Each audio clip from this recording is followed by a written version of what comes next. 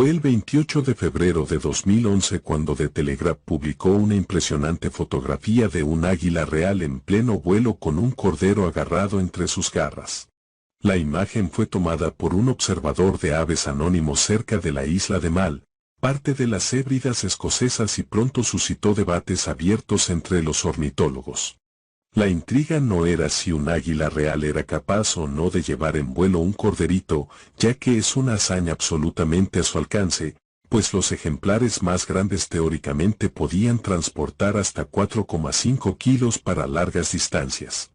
Sino si el cordero ya había muerto o no antes de ser llevado por la enorme ave de rapiña.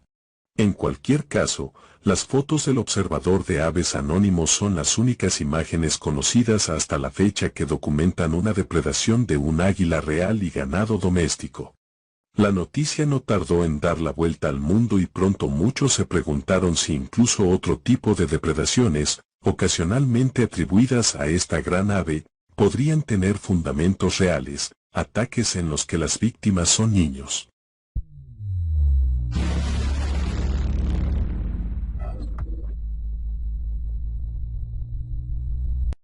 Existen muchas historias inquietantes del pasado que han suscitado todo tipo de teorías. Una de ellas ocurrió en Tippah County, Missouri, Estados Unidos. Un maestro de escuela refirió en 1878 la siguiente y trágica historia: hace unos días ocurrió en mi escuela un triste suceso. Durante algún tiempo, las águilas se mostraban muy inquietantes en los alrededores, ya que habían capturado cerdos, ovejas entre otros animales. Nadie creía que intentasen apoderarse de un chiquillo, pero el jueves, durante el recreo, los niños se encontraban a cierta distancia de la casa, jugando a las canicas, cuando su pasatiempo se vio interrumpido por una enorme águila que descendió, capturó al pequeño Jimmy Kenny, de 8 años, y se alejó volando con él entre sus garras. El niño gritó. Y cuando yo salí de la escuela, el águila volaba a tal altura que solo pude oír los alaridos del niño. Se dio la alarma, y a fuerza de gritos y disparos al aire, el águila se vio obligada a dejar caer su víctima, pero sus garras se habían hundido tan profundamente en él, y la caída fue desde tal altura, que el pequeño murió. Este no es el único caso de un chiquillo arrebatado por un águila. Uno de los casos más infames había ocurrido años antes, en 1838 cerca de la región de Valais, en los Alpes suizos, cuando una niña de 5 años, Marie Delex, fue presuntamente raptada por un águila gigante mientras jugaba con un amigo en una cresta. Los gritos del niño sobreviviente, aunque desconociendo al imponente depredador, fueron escuchados por unos pastores que acudieron al lugar y no encontraron nada más que un zapato de María al borde del precipicio. Según corroboró el naturalista Félix Pouchet, los restos de la pequeña no se recuperaron hasta varias semanas después, cuando un pastor los descubrió en los Alpes a 1 kilómetro del lugar del rapto. Otro suceso sorprendente, que algunos no dudan en considerar genuino más allá de toda duda posible, es mucho más reciente y tuvo como protagonista a una niña noruega de 3 años llamada Svanhild Jansen. Era el domingo 5 de junio de 1932. Svanhild y su familia estaban visitando a unos parientes en la isla de Lique. Svanhild estaba jugando afuera en el patio. A las 3:30 de la tarde desapareció repentinamente. Cientos de personas se involucraron en la búsqueda de la pequeña, pero ella fue como tragada por la tierra. No fue hasta las 9 de la noche que uno de sus zapatos fue encontrado al pie de Hagafjellet. Alguien notó que las águilas marinas, que tenían un nido en la montaña, parecían preocupadas y se comportaban de manera extraña. 3 jóvenes, Carl Haug, Jentoft Svendsen y Leif Andersen, decidieron escalar la montaña.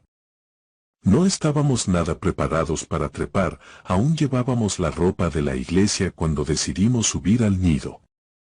Parecía increíble que el águila se hubiera llevado a la niña, pero no vimos otra solución y pensamos que teníamos que buscar, dijo Haug más tarde. Debajo del nido había una estrecha plataforma rocosa. Svensson miró por encima del borde y allí la encontró. Svanhild yacía boca abajo con las manos ensangrentadas, completamente inmóvil.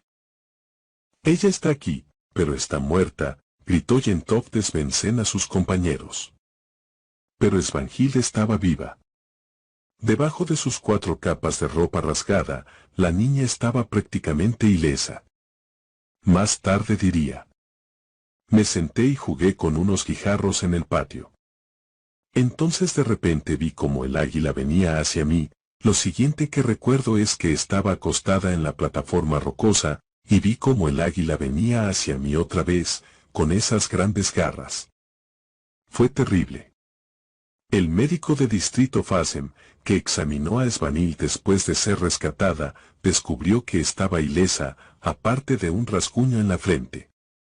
Faltaba un zapato, era el que se había encontrado debajo de la montaña. El pie desprotegido estaba ileso y el calcetín estaba intacto y limpio. El doctor encontró perfectamente posible que el águila la hubiera llevado hasta el acantilado, a 1,7 kilómetros de distancia y 180 metros de altura. El médico pesó a Svanhild en la única báscula disponible en la granja, una antigua báscula de madera. Concluyó que la niña pesaba 19 kilogramos, afirmación que ha sido cuestionada a lo largo de los años. Puede haber sido que el médico confundió las escalas en la báscula y que la niña en realidad pesaba poco menos de 10 kilos. 10 kilos sigue siendo mucho más que los aproximadamente 3 kilos que un águila marina puede levantar según los expertos. Surgieron varias hipótesis, una de ellas alegaba que había sido la misma niña quien había subido a la montaña, pero el sitio era tan lejos y escarpado que era imposible que la niña llegara sola, así que esa idea fue descartada. Además, estaba el hecho que la media de la niña estaba limpia. Otros afirmaron que posiblemente el águila cometió el error de abalanzarse sobre una presa muy pesada. La niña llevaba 4 capas de ropa y sobre todo un chal cruzado sobre el pecho y amarrado a la espalda, cosa que posiblemente la protegió de las garras pero que también había provocado que el águila no pudiese soltarla pues se había enredado con las prendas. Según los informes, los jóvenes que la rescataron también vieron un águila que parecía haber despegado. Según ellos, volaba con las patas colgando sin fuerzas debajo de su cuerpo. Svanhild sobrevivió al ataque y se mantuvo fiel a su historia toda su vida. Vivió hasta los 81 años y murió en 2010. Uno de los países con más avistamientos de aves monstruosamente gigantescas es Estados Unidos. Los indios Ailingüe pintaron un pájaro monstruoso, el piase o ave devoradora de hombres, en una roca que domina un río cerca de Olten, en el estado de Ailingüe. Solían disparar flechas o balazos contra esta imagen cuando pasaban junto a ella en sus canoas. La pintura fue vista por exploradores misioneros en el siglo XVII antes de que la superficie de la roca fuese destruida por la erosión. En 1970 se pintó de nuevo una imagen del piase, imitando la tradicional. Según los Illinois, el piase es un ave escamosa, con larga cola, cuernos y ojos de color rojo. Puede ser vista una vez al año, al amanecer del primer día de otoño, cuando sale del río para buscar una cueva donde pasar el invierno. Otras tribus amerindias hablan todavía hoy de otra enorme criatura, el ave del trueno. Según James, Cielo Rojo, indio Ojibwa de la región de Thunder Bay, en Ontario, Canadá, vimos hace varios veranos un ave del trueno. Era un ave enorme, mucho mayor que los aviones que podemos contemplar hoy. No batía sus alas, ni una sola vez. Era blanca por debajo y negra por encima. Los informes modernos sobre aves gigantescas en los Estados Unidos comenzaron a finales del siglo XIX. En el año 1882, en Densron, un tal Fred Murray divisó una bandada de aves que, según dijo él, parecían buitres gigantescos, con una envergadura de más de 5 metros. En febrero de 1895, la desaparición de la niña de 10 años Landy Jonkins en Webster Country fue atribuida a una de estas enormes aves. La madre de Landy envió a la niña a la casa de unos vecinos, pero nunca llegó a ella. Un grupo de búsqueda encontró sus huellas en la nieve, abandonaban el camino y se adentraban unos pocos metros en un campo. Allí, numerosas huellas de la niña se mezclaban entre sí, como si la pequeña hubiera dado vueltas sobre sí misma, tal vez tratando de escapar. Nunca más se supo de ella. Un incidente acaecido unos días después sugirió lo que pudo haberle ocurrido a la niña. Un cazador de osos, llamado Peter Swadley, fue atacado por un ave de gran tamaño, que descendió sobre él y le hundió las garras en la espalda. Swadley escapó de la muerte gracias a su perro, que atacó al ave. Esta se revolvió entonces contra el perro, abriéndole el vientre de un zarpazo, y después remontó el vuelo llevándose al infortunado animal. Un ayudante del sheriff y su hijo vieron también el águila gigantesca que capturó un gamo en el bosque donde ellos estaban cazando ciervos. Según dijeron, el animal tenía una envergadura de 4,5 a 5,5 metros, y un cuerpo tan voluminoso como el de un hombre. Según se cree, el mismo monstruo fue también el causante de extrañas desapariciones de ovejas en un corral vallado. Por tanto, parece ser que se trataba de un águila capaz de levantar el vuelo con un gamo, un perro de caza, una oveja y una niña de 10 años, y que además intentó apoderarse de un adulto. Hacia 1940, en Pensilvania, un escritor e historiador local, llamado Robert Lamen, se encontraba en la Selva Negra, cerca de Coudersport, cuando vio en medio de un camino un pajarraco de color pardo. De pie media cerca de 1 metro, y tenía el cuello y las patas muy cortos. Cuando alzó el vuelo, Lamen vio, tomando como punto de referencia el camino, que sus estrechas alas, una vez desplegadas, alcanzaban una amplitud de 6 a 7,5 metros. En 1947, cerca de Raymore, Ontario, Canadá, unos granjeros pasaron un mal rato con una gigantesca ave negra que atacó su ganado. Tenía un pico curvo, grandes garras y unos ojos amarillos, del tamaño de dólares de plata. Unos meses más tarde, en Ailingwe fueron avistadas repetidas veces aves de un tamaño increíble. Ahí afuera hay un ave tan grande como un B-29, chilló James Strers, un niño de 12 años, al entrar corriendo en su casa en busca de su madre. Esto ocurrió en enero de 1948, y James fue el primero en notificar la existencia de este monstruo. El niño vivía en Glendale, Ailingwe, y el ave que vio volando tenía un color gris verdoso. Un ex coronel del ejército, Walter Sigmund, vio algo similar el 4 de abril. Calculó que volaba a unos 1.200 metros de altitud, y a partir de su experiencia militar quedó convencido de que solo podía tratarse de un ave de un tamaño enorme. Hubo otras visiones, entre ellas alguna en St. Louis, Missouri. Varios testigos creyeron primero estar viendo un avión, debido a su gran tamaño, hasta que el ser empezó a batir sus alas y a realizar maniobras propias de un ave.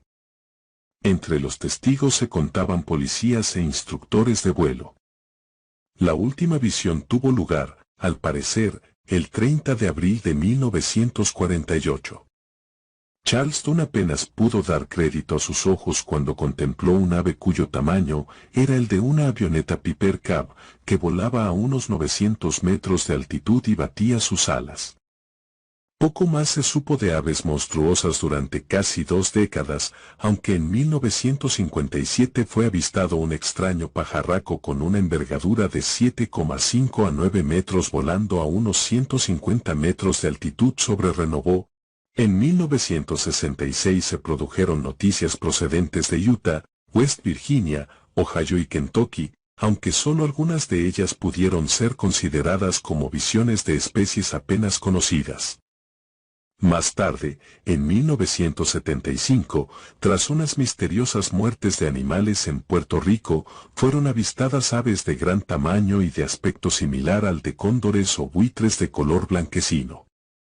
El 26 de marzo, el obrero Juan Muñiz Feliciano fue atacado por una terrible criatura grisácea con multitud de plumas, un cuello largo y grueso, y mayor que un ganso.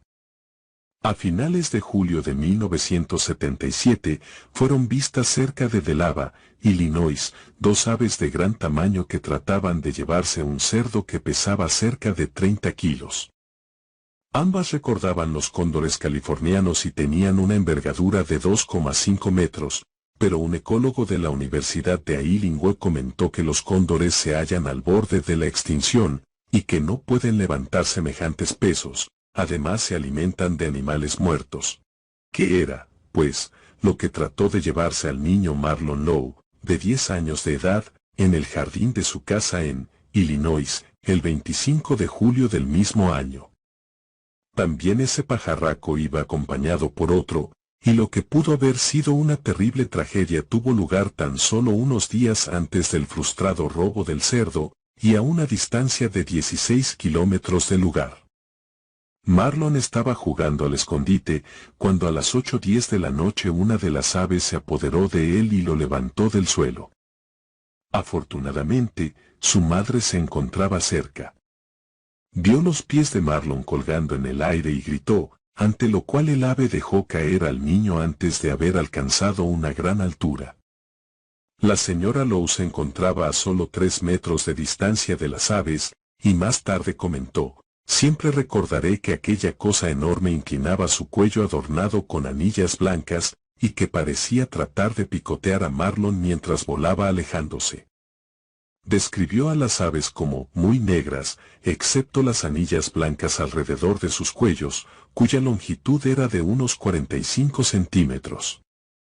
Los picos eran curvos y medían unos 15 centímetros de longitud, y la envergadura de las alas no era inferior a los 2,5 metros. Calculó que, de haberse posado en el suelo, habrían medido alrededor de 130 centímetros de altura. 6 personas los vieron alejarse hacia Kickapoo Creek, donde hay espesos matorrales y una gran cobertura de árboles. De no haber sido por los gritos de la señora Lowe, que asustaron al ave, es muy probable que Marlon hubiese corrido el mismo destino de Marie Delex, Jimmy Kenny y Landy Junkins.